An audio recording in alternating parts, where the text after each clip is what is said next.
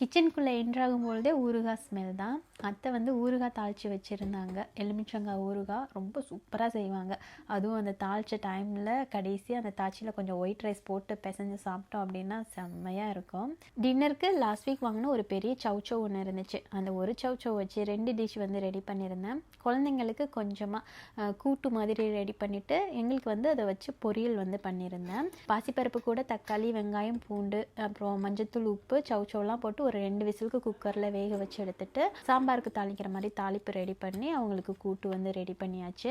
சவுச்சோ பொரியல் ரெசிபி வந்து என்னோட ஃப்ரெண்டு சொன்னது. எண்ணெயில் ஜீரகம், காஞ்ச மிளகா, வெங்காயம், தக்காளி, கருவேப்பிலை எல்லாம் போட்டு நல்லா வதங்கினதும் சவுச்சோ ஆட் பண்ணி கொஞ்சம் உப்பு, மஞ்சத்தூள் போட்டு நல்லா வெந்ததுக்கு அப்புறமா கொஞ்சம் தேங்காய் கூட சோம்பு சேர்த்து அரைச்சி அந்த துருவலை வந்து ஆட் பண்ணி செய்யணும். ரொம்ப சூப்பராக இருக்கும் சாப்பிட்றதுக்கு.